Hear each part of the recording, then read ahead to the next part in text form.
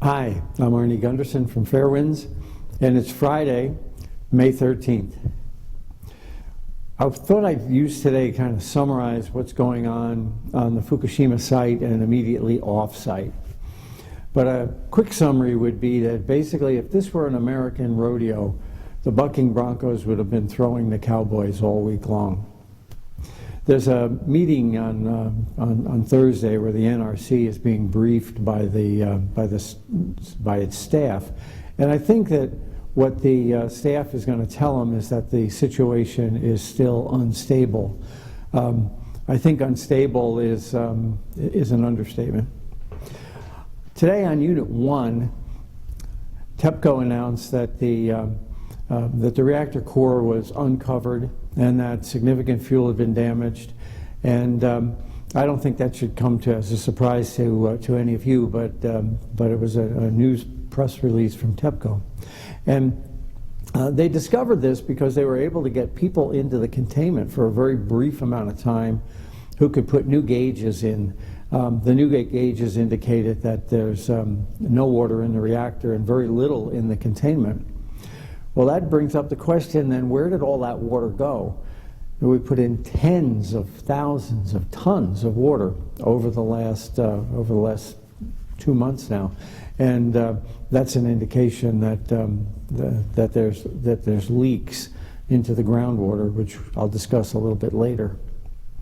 So Unit 1 is dry and possibly has melted through the nuclear reactor and is now lying on the floor of the nuclear containment, causing incredibly high exposures to the people that are trying to get in. The exposures are 70 R an hour. That basically means that in 4 or 5 hours you're dead. And it's not a long-term death, it's a quick death. So it's high exposures to radiation in Unit 1. So it's time to go back and change the plan on Unit 1, and I believe that's what TEPCO has to do. The radiation levels are just too high. Moving on to Unit 2, there's really no change there. It's leaking like a sieve. Water's being poured in the top, it's coming out a hole in the bottom, and the containment is leaking. So you've got another large source of water, and there's simply not enough room on site to capture all this water. And there's obviously a need to cleanse it, and we're talking about cleansing capability beyond what's ever been tried before in the past. On average, the Fukushima units are using close to 100 tons of water a day, and demineralization is normally a ton or two a day. So obviously there has to be a dramatic change in the plan to clean this water up, or else it's going to get released into the groundwater, and it's going to get released into the ocean. Unit 3 is interesting. There's been chatter on the internet about smoke coming out of Unit 3. I don't think that's a cause for concern. It happened at night, and air gets cold at night, and the Pacific is very cold. And I think what you're seeing is the warm steam coming out of Unit 3 hitting the cold water and producing a really thick, steamy smoke. It's radioactive, no doubt, but it's not an indication of a fire. At least I don't think it is. That's about the only good news coming out of Unit 3, though. Like I said before, the temperature at the top of the nuclear reactor is very high, but the pressure in the reactor is very low. And what that means is that water can't exist under those conditions. There's no water and there's no steam inside the Unit 3 reactor based on a high gas temperature and a low pressure.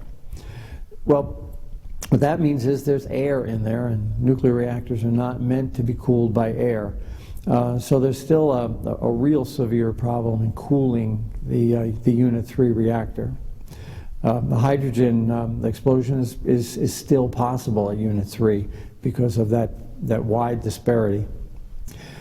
Another thing that came out of Unit 3 this week was a movie that they were able to take inside the fuel pool.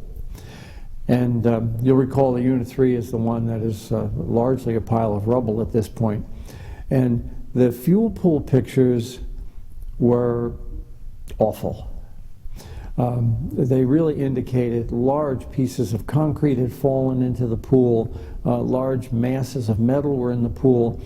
The rods, the control rods and the fuel racks appeared to me to be distorted. There's clearly an indication that there's been a violent explosion inside that pool. I think the pictures confirm what I've been telling you, that some sort of a violent exothermic reaction occurred inside that pool. Well, the other piece of information that came out that supports that is that they found high levels of iodine-131 in that pool. Now, we're 60 days into this accident, and the iodine-131 should be gone. To find high levels of iodine-131 in the Unit 3 pool is another indication that there was what I had called a prompt moderated criticality. And I believe still that that's just more evidence that supports what I've been saying now for several weeks.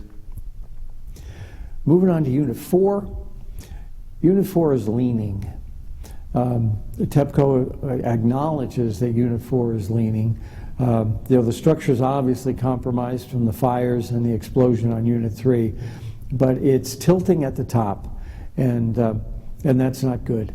If there's a seismic aftershock as a result of the first earthquake, Unit 4 could collapse. TEPCO is trying dramatically to shore up that building, but it's tough. It's really tough. There's also been some photos released of inside the Unit 4 pool, and the racks appear to have retained their integrity. So the plutonium that we found off-site, I'll talk about that a little bit here, but the plutonium we found off-site could not have come from Unit 4. The racks are intact. There was enough heat generated on Unit 4 to burn the building. For 2 days there was a fire. I wouldn't doubt that plutonium and other isotopes, cesium and strontium, were volatilized. But I don't think that Unit 4 is the source of large quantities of plutonium that have been found off-site. I did some calculations this week, and I determined that in order for pieces of nuclear fuel to be found 2 kilometers away, and that's from an NRC report, those pieces would have to be thrown at around 900 to 1,000 miles per hour out of the fuel pool to travel that distance. Basically, what I assumed is that a piece of fuel about this big was thrown out of the nuclear fuel pool in Unit 3 and traveled 2 kilometers. And in order to get that to happen with air resistance, it had to start out at over 1,000 miles an hour. What that means is, again, that confirms what I've been saying all along. That's faster than the speed of sound.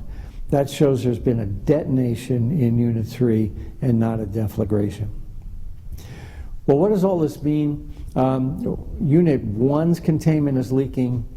They can't put nitrogen into it to maintain its pressure. Unit 2's has been leaking and filling trenches off-site. Unit 3 is now leaking as well and filling trenches away from the reactor. So all 3 nuclear containments are leaking. Now, here in the United States, the Nuclear Regulatory Commission has said that it is impossible for a nuclear containment to leak. In the Advisory Committee on Reactor Safeguards in October of last year, they specifically stated they assume 0 probability of containment leakage. Now, obviously that's wrong, and it affects lots of regulations on operating plants, as well as the new Westinghouse AP1000 reactor, which is attempting to be licensed. I'll talk more about that next week. Finally, I want to talk about what does this mean to the off-site vicinity around the Fukushima reactor. First, let's talk about the water. As I said, there's a lot of water going in, and not all of it's getting captured. Experts have shown that the site has sunk by about a foot. And that indicates that concrete has to have cracked the concrete foundations have to be cracking, and that radiation has to be getting into the groundwater. Now, in our last video, I talked about how radiation had entered the sewage system at a local town. A sewage expert contacted me this week, and he said it's not uncommon after an earthquake for groundwater to infiltrate a sewage system. So I think the most important thing of information that we need from TEPCO and the Japanese government, and which we have not gotten yet, is what's the concentration of radioactivity in the groundwater. And finally, airborne radiation. There's a survey out this week from a combination of American and Japanese overflights that indicate contamination 50 and 60 kilometers away from the reactor. A school, a high school, where kids are now required to wear masks and long-sleeve shirts to protect their skin. And while they're in school, out on the parking lot, they're stripping out the soil because it's so contaminated. If the kids are outside, they'd be exposed to adult nuclear worker levels of concentration.